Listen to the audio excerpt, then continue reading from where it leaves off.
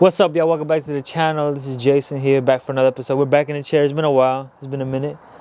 You see fall is here. I don't know if you could tell that much, but let's get into the video. So I wanted to make this video. What's the purpose of the video? For aspiring iOS developers. I know that journey can be tough, and it's a very, it could be like a long process, and there's ups and downs, of course. So I wanted to offer some advice. Maybe it'll help you along your journey. And that advice is it's more like a methodology. It's a way of thinking about the goal, right? And that is to break it down. And for becoming an iOS developer, the way I broke it down and think of it was, so there's two main areas, right? You have the knowledge you have on Swift and iOS development, and you have the making you an appealing candidate, basically, because you want to be hired, right? And in order to be hired, you kind of have to be an appealing candidate, because there's going to be other candidates out there, right? So you have to stand out. So those are the two main parts for becoming an iOS developer. Let me know if you know any more, but those are the two main parts the way I think of it. And underneath those is a whole bunch of stuff, right? Like, let's go into Swift knowledge and iOS development knowledge. And that's basically what do you know, like the knowledge, then the things that you've learned from the courses, and also your practice projects and all that. And that's super important, right? Because you're going to be tested on that in the interview, so that's always, you're going to be tested on that in the interview. So you kind of have to understand what you know, and it could be tricky, right? Because sometimes you don't know what you don't know, and that could really mess you up, right? And actually, in the comments, or no, in the description, I have a spreadsheet of topics that you should know for your iOS interviews. I use that, to be honest. When I was studying for mine, I made sure I knew almost all the topics, from top to bottom, conceptually, and how to implement something similar to that in my projects. So you want to make sure you know what you need to know, which is tricky, right? Because what do you need to know? Because you won't know what the interview asks you. So you want to know a wide range of things. And what I would always do, and what I even do now, is if there's something I want to learn, I look for an article or a book or a journal, or not a journal, a course or something like that, and I try to learn, and then I try to implement it in a little side project. And that really helped me. So that's something that you might want to consider doing. And continuing on building your knowledge and your Swift knowledge and your iOS development knowledge. The best way is practice, of course, building your own apps. I'd say that's the best way, because not only does it help you with your knowledge, but it helps your portfolio.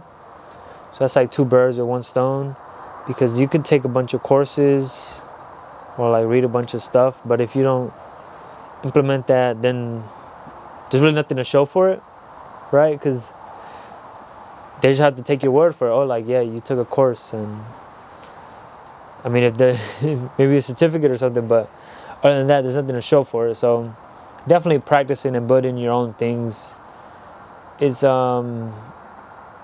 it's the most beneficial, I would say, for improving your knowledge. And I found it fun, right? Building something, having an idea and then building it is always pretty fun. And just to wrap up off on the Swift knowledge and iOS development stuff, if you ever feel you're lacking in one area, I know it might be tough sometimes, because you're especially a new topic, right? You're what the heck? Even me, now, I try to learn a new kind of topic or area or subject, and at first it's a bit challenging, but you just have to stick through and keep kind of chipping at that rock, as I like to think about it. And eventually you understand it.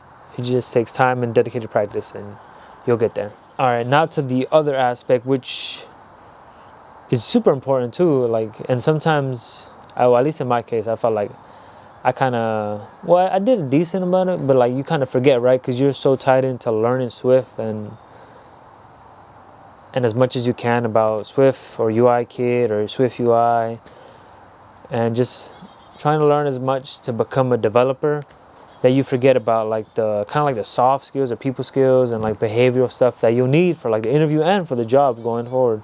And what this part or section is really about too is making you an appealing candidate. Because if you want to get a job, like being an appealing candidate is like one of the best ways, right? Because you can get a job and not know anything or like a little bit about Swift if like the people like you, because that's just how like that's how like the decisions are kind of made, right? Like you can know as much Swift as you want, but like if people don't really like you, then they're not gonna want to work with you. All right, so how do you become an appealing candidate?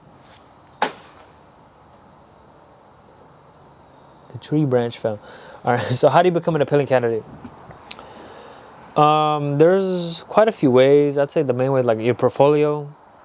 Your portfolio can make you very appealing. Like if it's nice, and if the projects you have there are nice, like your personal projects, if they're really dope, if you have them on the App Store, then the recruiter or in the interviewer are gonna be like, oh wow, like, because that'll give you stuff to talk about too. So that'll be very important, like your portfolio and like the projects you've done. That's why working on your own projects is super important, I feel like. And the second thing is your resume, because those are things because that's just how it works, right? Your resume, and also like LinkedIn kind of serves as a resume too. So, and your portfolio kind of serves as a resume, right? But yeah, your resume can be very important because, again, there's a bunch of candidates, and if your resume stands out, you're gonna get the interview. And then it's up to like your people skills and your iOS knowledge to take it from there. Another thing that'll make you an appealing candidate is like how you come into contact or make a connection with the potential opportunity. So like if you're at a networking event and like you have a dope conversation, like, oh, they're hiring, and yeah, that could actually help you lead a role. Or even like for iOS development, I know like there's like Twitter and like the Reddit community, and there's a whole bunch. There's like a Slack community where you could kind of make some real connections and actually land a role. And there's a bunch of stories and examples of people who've done that. So that's always something to consider. Also, like I mentioned before, your people skills and like the behavioral interview part is super important, because again, if they don't like you, then most likely they're not going to hire you. Because people want to work with people they like. I mean, I would, right? Who wants... I mean, if you have a choice between someone you like, someone you don't like, I feel that the answer is pretty obvious, right? All right, and that was a little breakdown of like the two major parts I feel like are very important for landing or becoming an iOS developer. Because of course, like study, right? Like practice to build your projects.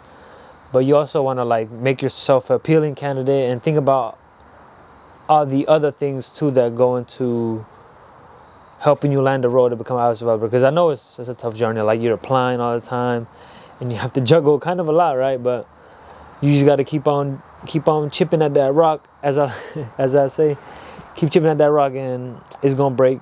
And I hope you guys enjoyed the video. Hope it was helpful in some way, and I hope you have a good one. Peace. I'm riding between it all in this perfect play. I'm a piece of the buzz, woman fit where you need.